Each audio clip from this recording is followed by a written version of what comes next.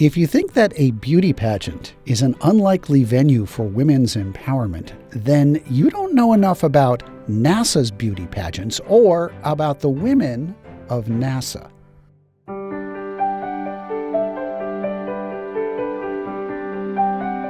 One good way to understand the past is to look at old pictures, especially movies. They show you what people considered to be normal. This was normal grooming. This was normal transportation. And for a long time, this was normal office behavior. And this was a normal team bonding activity. We don't talk a lot today about the office beauty pageant, but it was definitely a thing. Move back to that time in your mind. This is a sanctioned work event. They had them at NASA and plenty of other places. And these women, you'll see them on Monday, in the office, in the typing pool, in a meeting. Was everyone on board with this? Probably not. But regardless, women in the offices that sponsored these events had to live with the upshot. When I first started working in the Apollo Launch Control Center, I had someone who had called me at one time and he said, "I have to tell you this." He said, "The guys over in the ACE control room," he said, "they call me up when you get up and walk out and ask me to zoom in the TV on your fanny." Joanne Morgan was the only woman at launch control for Apollo 11. The idea that people were getting a TV tech to zoom in on looking at my body was pretty horrifying. That's what office beauty pageants did. They promoted the idea that this kind of behavior is okay. Something else breeds that kind of behavior. It's the idea that men run the show. There were only a handful of women who were not either secretaries or administrative assistants. Carolyn Huntoon would rise to become the first female director at Johnson Space Center. There were a few engineers and trying to remember now, maybe a lawyer, and I was over in the medical group, and that's really about it. When the ratio of men to women is that skewed, it creates a particular ethos in a place. It was male. And that's why, starting in the 1950s, NASA ran beauty contests. They had the Queen of Outer Space at JPL in Pasadena. There was a pageant in Huntsville, Alabama. The Lunar Landing Queen in Houston. And at Lewis Field in Ohio, there was the Miss NASA pageant. Peggy Yonner was the first woman executive at Lewis. She said that there was a certain type of person who competed in these things. There were people, I know I don't remember names, and I wouldn't tell you if I did, but there were people who used their physiology to try to get ahead. It also had to do with the times we were living in. Here's Joanne Morgan again from Kennedy Space Center. Cocoa Beach was the den of iniquity with lots of party times and bars and strippers and topless dancers, and women were, in fact, there were women reporters whose objective was to sleep with every astronaut or official that they could, and some crazy things and crazy times were observable. But there's something else, too, and it's another one of those times when you can look at old pictures and see just how much American society has changed.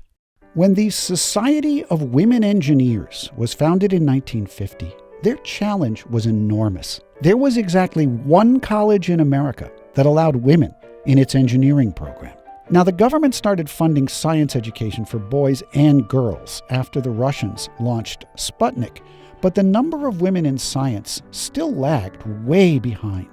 The society thought they knew why, and they hatched a plan, which was this: convince girls that women engineers were pretty.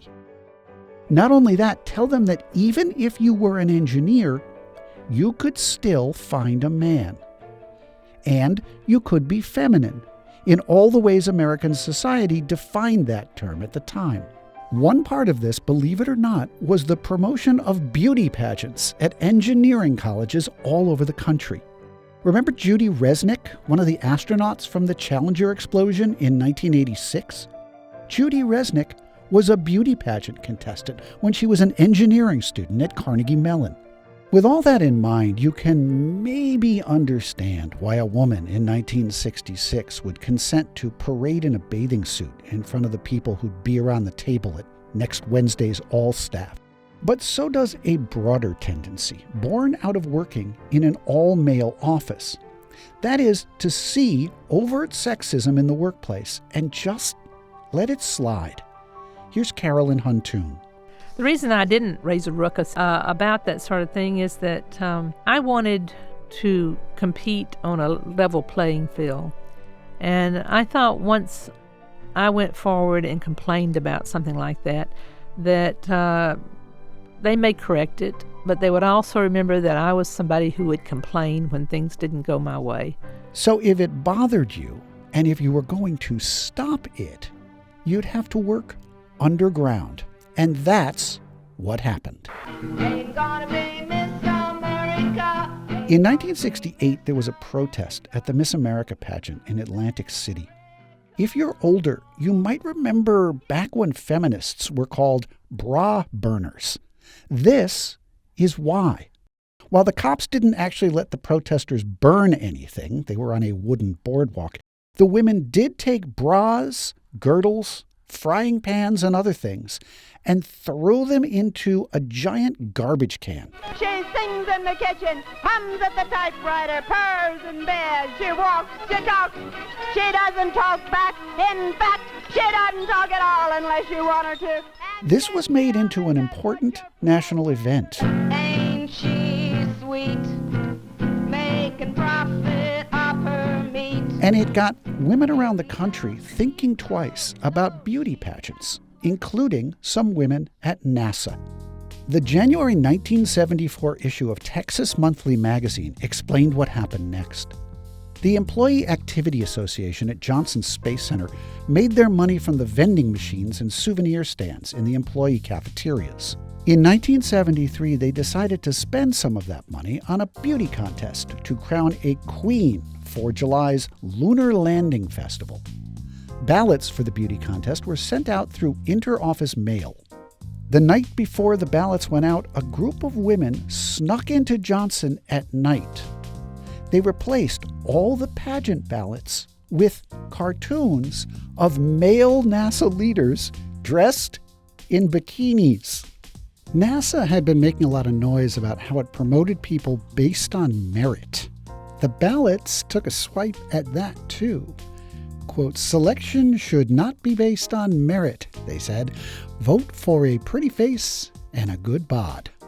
They also taped the ballots up on the walls near elevators in all the buildings on campus, along with these cartoons and a note that said the Johnson Space Center had a record of discriminatory practices worse than any other NASA installation, worse than the aerospace community surrounding it, and possibly among the worst in the federal government. Like I said, if discrimination bothered you, and if you were going to stop it, you had to go underground. To this day, no one has ever found out who put the posters up, but we do know their effect. Within 2 years, the beauty pageants stopped agency-wide. 2 years after that, NASA picked its first woman astronauts, and they started putting out messages like this. And so, as we approach the 21st century, increasingly we are coming to realize that equal opportunity, intelligence, excellence, and teamwork, rather than race, creed, color, or sex, are the keys to success in space travel. Whether we happen to be aboard the space shuttle or on board our mothership, Earth. If you're interested in knowing more about any of this, there are some books I can recommend to you. First of all, there's the one behind me, which I recommend because I wrote it, and it has a lot about the sociology of this time period. But if you want more on specifically this topic, I can recommend the books that I read to learn about it. First, there's this one by Neil Maher. Then there's this one by Amy Bix. And then there's this one, which was published in Germany and is a little tougher to find. I have put links in the metadata to find all of these books and also to find a documentary that I did on a lot of this, Rocket Girls and Astro-nettes.